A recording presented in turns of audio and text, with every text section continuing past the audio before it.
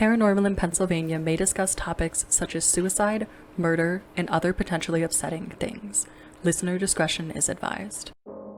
Hello, and welcome to Paranormal in Pennsylvania, where we discuss history and haunts. Today's story takes us to Philadelphia to one of the coolest museums I've ever been to. I'm Sarah. And I'm David. I like cool museums too. Let's get into it. So today's story takes us to the Mutter Museum in Philadelphia, and I've been here with my family. As someone interested in the medical field, I think that this place is absolutely just so interesting. How does one spell that? So I believe it's a German name. It's Mutter. A lot of people actually call it the Mutter Museum because that would be the English pronunciation, but I verified that it is called the Mutter Museum. In everyone's defense, including my own, if I saw Mutter, I would definitely assume Mutter. Yeah. It is called the Mutter Museum because it is named after Thomas Dent Mutter, who was born in 1811 and died in 1858. And he had a really large collection of different anatomical specimens and medical equipment, and he wanted a way to preserve these once he died. He had 1,700 plus objects, and when he died, he left the whole collection to the college where he was a professor, and these became the core of the museum. So he died in 1858, and the museum was founded in 1863. So they took 5 years to compile it, catalog it, etc., and then get it up and running.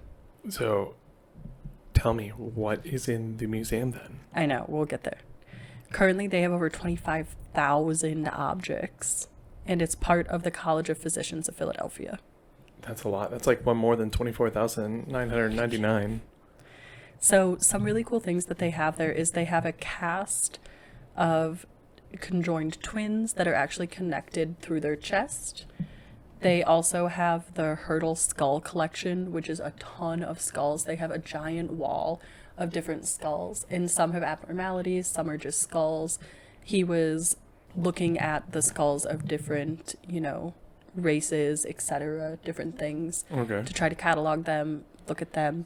There's also a collection of objects that have been removed from inside of people, and there are things like jacks in there, bullets, of course, but there's even like tiny toy ships that are part of it. Because a child swallowed it? Probably did. So it's really cool. It can definitely be a little intense if you don't like medical stuff. One of the things there, I think it's a giant colon. And some of the things you look at can definitely be unsettling if you're not expecting it. Well, especially since many of these weren't collected from, live people. Like, I don't think the jack that was collected or the toy ship was collected from a child that survived, most likely. I honestly don't know. Yeah, I would just assume. The skull's obviously not, but... What? You can't just give your skull while you're alive? Huh. In addition to being a museum, they conduct research on specimens that they have, partnering with local academic and medical institutions.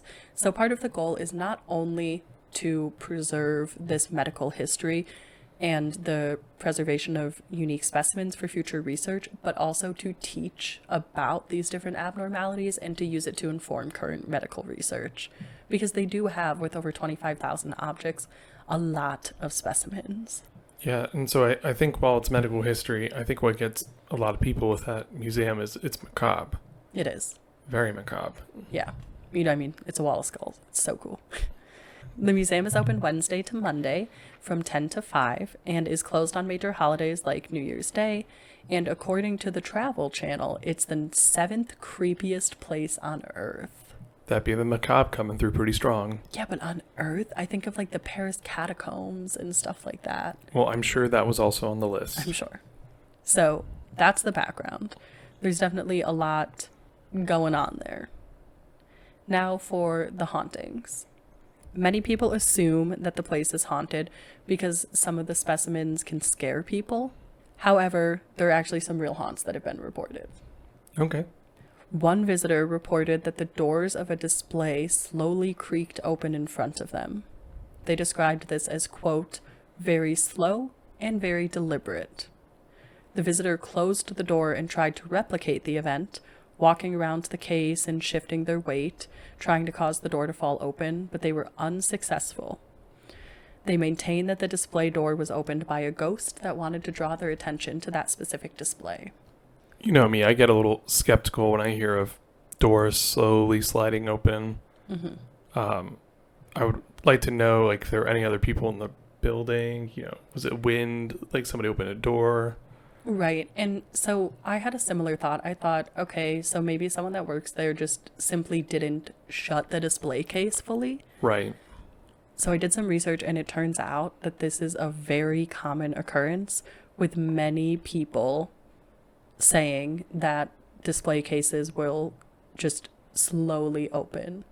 That makes sense. It makes sense that it's spooky, but I do wonder what's causing it. I wonder if it's like a, hey, look at me type thing, like it's the spirit of whatever it is, or if it's maybe even Mutter himself saying, hey, take a look at all this stuff. maybe I didn't think of it as like individual spirits. I just think it is a singular spirit that might be like showing things off, or I don't know. But I don't think multiple spirits. Yeah, I mean, it could be. It could be Mutter, it could be a previous museum worker, or just a physician in general that's interested. Yes. There is a really large report of, quote, paranormal activity, and it's saying that people feel dizzy when they're here. Yeah, Again. You're making a face at me. Yeah. Exactly. So I guess this could technically be attributed to the paranormal. We've had things like people feeling like they're choking in Alfred's Alley because the soldier was hung there. But I really, really think this is attributed to the specimens here, and that it is not part of a haunting. Yeah, and there could be isolated cases where it is part of a haunting or a spirit. But I just, like, with a museum like this, I just thoroughly believe that it's like, yeah, you're seeing a lot of things that are uncomfy cozy. Right. And I don't like to discount anybody's experience, but I think of how when we went to the Hill Physic House, Yes. I got dizzy looking at the surgical drawings, and I work in medicine. I mean, I regularly look at reports of the inside of people's intestines. But sometimes just seeing things, even if it's outside of your realm of what you normally work in, or some people have finicky stomachs, etc., I think it's really hard to be able to attribute this specifically to a spirit. And people justify this by saying, well, the dizziness stopped as soon as I left. Which, yes, as soon as you got away from looking at the specimens that make you uncomfortable, you no Right. longer feel dizzy. I bet even if you just, like, went in the lobby, Right. like, hung out, if the lobby doesn't have anything that would, like, still draw your attention, you'd feel better in about, like, 15 minutes. Right. Just close your eyes, breathe, etc. So that one, I don't know if that is actually paranormal activity. And that's surprising coming from you. Why? Well, I'm the skeptic. You're the believer, like I a mean- hard believer. Yeah, but I think, when we talked with Cody of Sharp Side of the Paranormal, he made a really good point of if us, the people that are in the paranormal space, aren't willing to be skeptical and edit ourselves, then who's going to do it? If we want people to take this seriously, then it's our job to be skeptical, even though you are definitely more of the skeptic.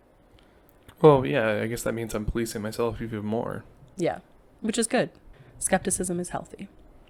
One of the most famous parts of the museum that I mentioned is the Hurdle Skull Collection, and it has 139 human skulls. They were collected by a Viennese anatomist, Joseph Hurdle, and I hope I'm pronouncing his last name right. It's Hyrtl. And they're arranged along a wall in the museum.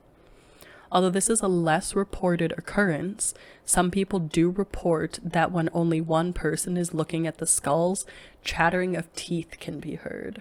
That's cool, but I'm a skeptic that comes on a little on that too.